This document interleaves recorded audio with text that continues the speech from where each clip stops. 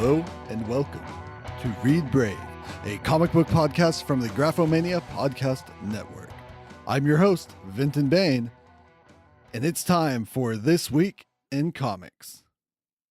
To start off this week, I have an important announcement. That announcement is, I saw Thor Ragnarok. I saw it twice, actually, within 24 hours, and then recorded the podcast about it. That's over on the Excelsior podcast. It's up now, and you should probably go listen to it. I have pretty strong feelings about this film. I typically hold back any official judgment on how much I like a movie until the second time that I see it. The first time, I just can't be as critical.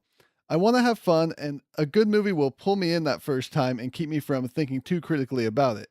I somehow managed to like this movie even more the second time, though. After some thought, I think it may be my favorite superhero movie of all time. This will not be the case for everyone, though.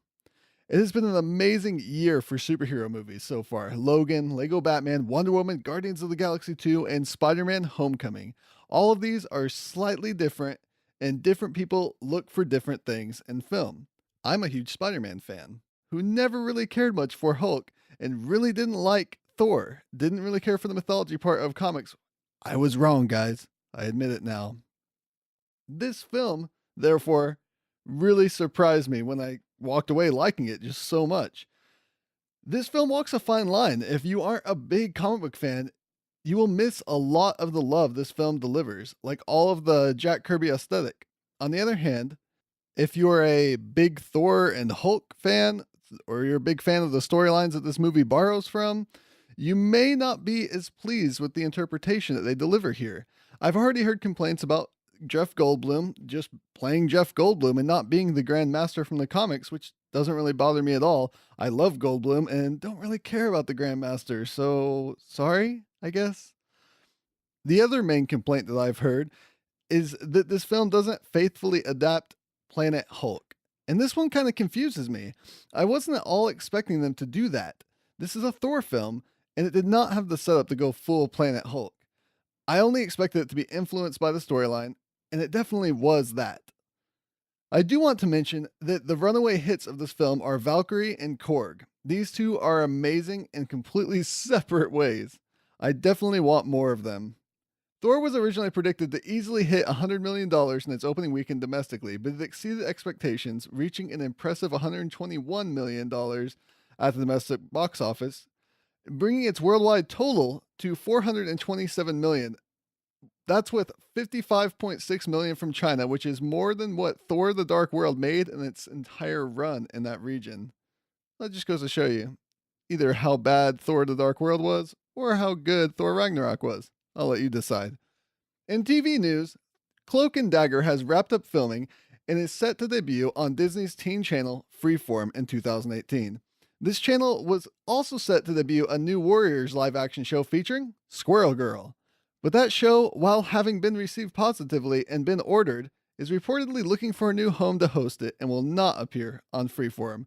I do hope that they do something, and I hope that they do it right, because that is something you could easily get wrong.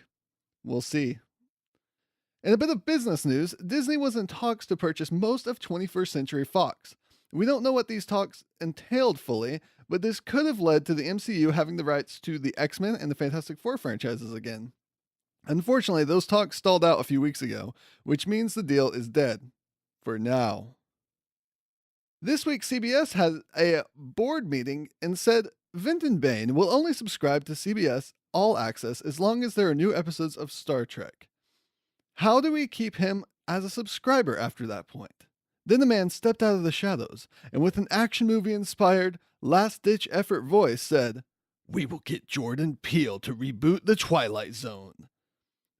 I'm so excited that I don't even care that that news isn't comic book related. As for me this week, I've been rereading the original New Mutants by Chris Claremont, since I haven't read it in over 20 years.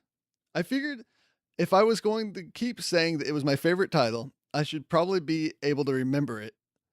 I plan on reading through the end of the Sienkiewicz run, catching a few of the issues that tie in along the way. It's been really fun so far. I just got past Nova Roma in issue 12, and I gotta say, I'm getting impatient for Sienkiewicz. The Team America issues are not very good, and Nova Roma does not hold my interest. It was nice reading Marvel Team Up 100 to start things off. I never read that issue before. This is where Karma is first introduced as she runs afoul of Spider-Man and the Fantastic Four. And the second story in that issue deals with Storm and Black Panther meeting for the first time. So that was a great bit of history. Seeing the art for how Rain Sinclair, Wolfsbane, transforms to and from her wolf form makes me think that the Animorphs book covers were directly inspired by the art in these comics. Also, how'd I forget that the New Mutants were formed originally by a brood possessing Xavier to make the New Mutants hosts for its offspring? Comics are crazy, guys. That leads us right into talking about comics from this past week. Inhumans, Once and Future Kings, number 4, had an amazing Spider-Man cameo. Pun intended? Retroactively intended, maybe? This is the comic to be reading if you wish that the Inhumans show had been better. It's the same type of story, but way better in my opinion. Also, there's a spectacular Lockjaw mini-comic in the back that explains why Thanos loses his helmet in Infinity War. Not really, but it gives me a good reason. I liked it. It was very funny. Captain America number 695 was a bit predictable, but in just the way that I needed, coming off of Secret Empire. A great first step on the road to recovery. Power Pack number 63 is a must-read if you liked Power Pack at all back in the day. It will hit you right in the nostalgias. Not sure where those are located, but it'll find them. Iceman number 7, there was a lot to like about this issue, but I wanted to give it a shout out on the podcast specifically for the X-Men all hanging out at the end. That really pushed it over the top in my heart. I love a good at-home superhero family hangout scene. Black Belt number 7, Fraser Irving's art in this issue is amazing. It reminds me of all the odd, almost photorealistic art that Jack Kirby would play around with back in the day. Very old school sci-fi feeling. The art alone is worth the price of this book. Also, special shout out to Batman number 34 for having a scene where Damian threatens to kill Superman with magic. And I really loved that. So let's talk about the comics that are coming out this week. This week we're getting a Paper Girls Deluxe hardcover, and this collects Paper Girls number 1 through 10, along with exclusive extras and a brand new cover from Cliff Chang. I already own these in paperback trades, but this is actually really tempting. Mr. Miracle number 4 comes out this week by Tom King and Mitch Gerads. I don't have much to say about this except that the art has been beautiful, the Kirbiness is always a plus, and Tom King is killing it. The good type of killing it. Do the kids still say killing it? I'm so out of touch. Daredevil number 595 comes out this week by Charles Soule with art by Stefano Landini and a cover by Bill Sienkiewicz.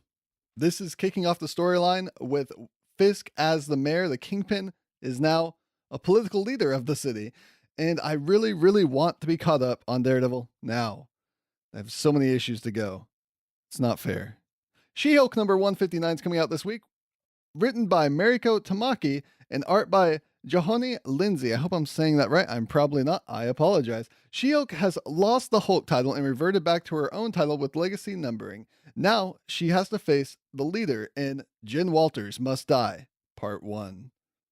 Hopefully this is a fresh breath of air into the series. It's been an interesting ride so far. I like what Tamaki has done, but it hasn't felt like a typical She-Hulk book, and not necessarily in a great way.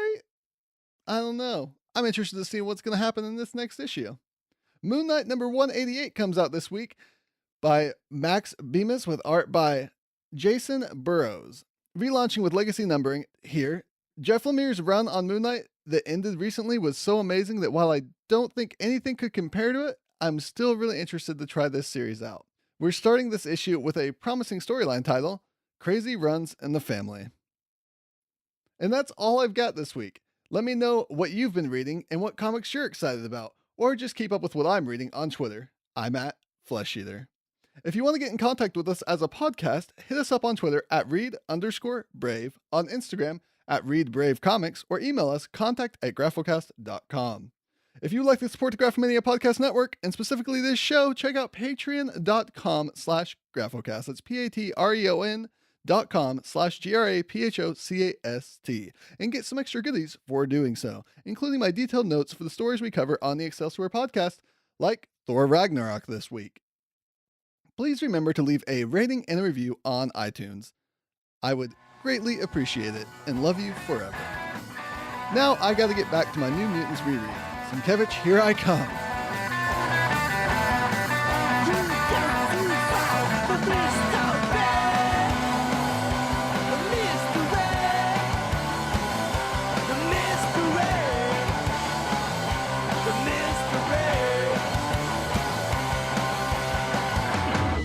This has been a Graphomania production. If you would like to hear more podcasts, go to graphocast.com, graphocast.com. Follow us on Twitter at Graphocast and like the Graphomania page on Facebook for news and updates.